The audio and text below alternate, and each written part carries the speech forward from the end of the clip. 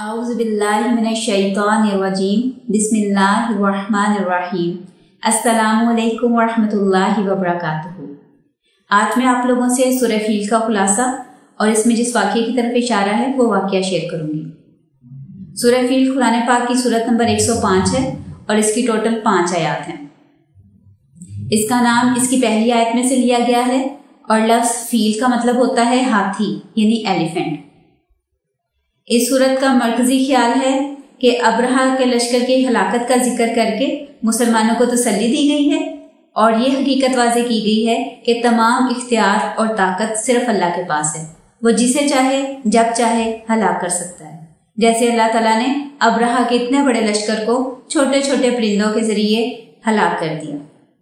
असल में अब्रहा यमन का हुक्मरान था और उसने यमन में एक बड़ा ही खूबसूरत ज़बरदस्त किस्म का कलीसा बनवाया, यानी वो ईसाई था।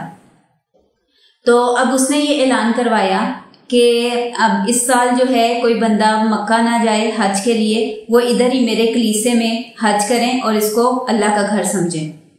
जिस पर जो अरब के लोग थे ना, उनको बहुत बुरा लगा और उनमें से किसी आदमी ने रात के अंधेरे में इसके कलीसे में जाकर गंदगी फैला दी, जिस पर अब्रहा को बहुत गुस्सा आया और उसने कहा कि अच्छा, अब मैं ये मक्का का जो खाना काबा है ना, जहाँ लोग जाते हैं हज करने के लिए, मैं इसको तबाह कर दूंगा, इसको डिस्ट्रॉय कर दूंगा।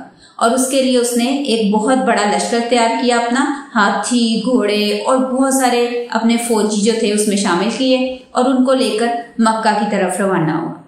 रास्ते में जब कुछ कबीलों को पता चला कि ये खाना काबा में मतलब खाना काबा को डिस्ट्रॉय करने जा रहा है, तो उन्होंने उसको रोकने की कोशिश की, क्योंकि खाना काबा का सारे लोग एहतराम करते थे। हर कबीला जो था वहां पे हज के लिए जाता था, तो सारे कबीलों ने एक एक करके उसको रोकने की कोशिश की, लेकिन वो सबको शिकस्त देते हुए, क्योंकि इसका लश्कर बहुत बड़ा था, तो सबको शिकस्त देते हुए ये आगे बढ़ता जा रहा था और एट द एंड ये मक्का के पास पहुंच गया। वहां पे जाके इसने स्टे किया और सोचा कि अच्छा, कल सुबह जो है मैं काबा पर हमला करूंगा और उसको डिस्ट्रॉय कर दूंगा। और उसने ऐलान करवाया, यानी उसने ये मैसेज भिजवाया मक्का वालों के लिए कि मैं तुम लोगों से जंग करने नहीं आया, मैं सिर्फ खाना काबा को डिस्ट्रॉय करने आया हूँ, उसको यानी तबाह करना है, मैंने गिराना है खाना काबा को। तो अगर तुम लोग मुझे रोकोगे तो मैं तुम लोगों से जंग करूंगा, तुम्हें भी मार दूंगा, और अगर तुम लोग साइड पे हो जाओगे तो मैं तुम्हें कुछ नहीं कहूंगा। अब क्या हुआ कि मक्का वाले लोग जो थे वो बहुत थोड़ी तादाद में थे और उनके पास किसी किस्म का कोई हथियार, कोई यानी जंगी सामान वगैरह नहीं था कि वो इसके इतने बड़े लश्कर का मुकाबला कर सकते। तो फिर उन्होंने यही बेहतर समझा कि हम लोग पहाड़ों पे चले जाएं। तो वो लोग अपनी जान बचाकर पहाड़ों पे चले गए और हजरत मोहम्मद सल्लल्लाहु अलैहि वसल्लम के दादा जो थे अब्दुल मुत्तलिब, वो उस वक्त जिंदा थे, यानी हजरत मोहम्मद सल्लल्लाहु अलैहि वसल्लम की अभी पैदाइश नहीं हुए थे। और इसके बाद यानी इस वाक़ये के तकरीबन 50 डेज के बाद हुजूर सल्लल्लाहु अलैहि वसल्लम इस दुनिया में आए थे। तो अभी तक उनकी पैदाइश नहीं हुई थी और उनके दादा जो थे वो कुरैश के सरदार थे। खाना काबा की चाबियां वगैरह भी उन्हीं के पास थी। तो उन्होंने खाना काबा का दरवाज़ा पकड़ के, उसका यानी कह लें कि कुंडी पकड़ के दुआ मांगी कि अल्लाह, ये आपका घर है, हम इसकी हिफाजत नहीं कर सकते क्योंकि हम कमज़ोर हैं, आप अपने घर की खुद हिफाजत करें। उन्होंने ये दुआ की और खुद भी पहाड़ों की तरफ चले गए। अब उसके बाद जब अगली सुबह हुई, जबकि अब्रहा ने हमला करना था, तो उसने जब अपने लश्कर को कहा कि चलो आगे मूव करें, आगे चलना शुरू करें, तो उसका जो हाथी थे ना, उन्होंने आगे जाने से इनकार कर दिया, यानी वो आगे बढ़ ही नहीं रहे थे। इतना दूर यमन से मक्का तक तो वो ट्रेवल करके आ गए, लेकिन अब मक्का के अंदर एंटर होने का वो मतलब बिल्कुल भी आगे नहीं बढ़ रहे थे। उनको बहुत मारा गया, बहुत उनको, जैसे जानवरों को होता है ना कि छड़ी वगैरह मार के और उनको खींच खूंच के आगे की तरफ चलाते हैं, तो इन्होंने बहुत कोशिश की कि उस हाथी को भी आगे चलाया जाए, लेकिन हाथी ने आगे चलने से बिल्कुल इनकार कर दिया। अगर उस हाथी का रुख दूसरी तरफ करते थे ना, उल्टी वाली साइड पे, यानी मक्का से ऑपोजिट साइड पे, तो वो चलना शुरू हो जाता था। लेकिन अगर मक्का वाली साइड पे करते थे तो वो बिल्कुल स्टिल हो जाता था, आगे नहीं बढ़ता था। क्योंकि जानवर जो हैं उनको भी पता होता है, यानी वो भी अल्लाह का एहतराम करते हैं, अल्लाह ताला के घर की और उसकी चीज़ों का एहतराम करते हैं, और वैसे भी अल्लाह ताला की तरफ से उसको हुक्म था कि आगे नहीं बढ़ना।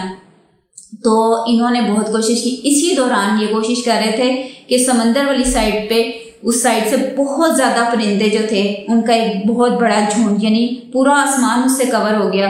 वो इतने ज़्यादा परिंदे थे, छोटे छोटे साइज के, लेकिन बहुत ज़्यादा तादाद में, यानी परिंदों का पूरा, आप कह रहे हो कि उनका भी पूरा लश्कर आया, पूरा झुंड आया, और उनके चोंचों में और उनके पंजों में उन्होंने छोटी छोटी कंकरियां, पत्थर पकड़े हुए थे, और उन्होंने, उन परिंदों ने इस लश्कर के ऊपर आके वो पत्थर, वो कंकरियां फेंकनी शुरू कर दी। जैसे ही उन्होंने फेंकी, अब वो पत्थर जिस जिस बंदे को लगता था, जहां जहां लगता था, जैसे किसी के बाजू पे लगा तो वो बाजू वहां से कट के गिर गया, किसी के शोल्डर, कंधे पे लगा तो वो कंधा वहां से कट के गिर गया, यानी जहां भी वो पत्थर टच करता था ना, वो उसका वो अज़ा कट के गिर जाता था, और फिर उसका जो गिरता था, और वो लोग भी खुद भी बाद में मर जाते थे।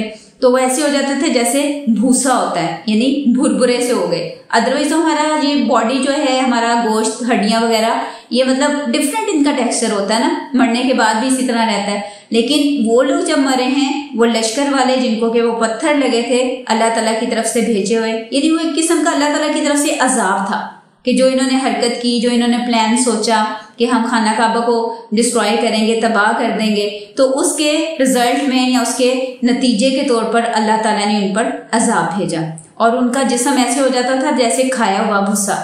इसी तरह बहुत सारे जो फौजी थे, बहुत सारे जो सिपाही थे उसके, वो कुछ तो उधर ही गिर के मर गए, कुछ पीछे को भागे बचने के लिए इस अजाब को देखकर, लेकिन उनके ऊपर भी पत्थर गिर चुके थे, वो थोड़ी दूर जाकर उनके जिस्म के जो अज़ा थे वो भी गिर गए और वो भी मर गए।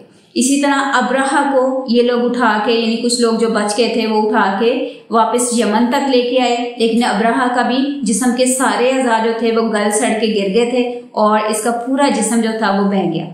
यानी बहुत ही इबरतनाक इसका अंजाम हुआ, बहुत बुरी मौत की मरा। किस वजह से?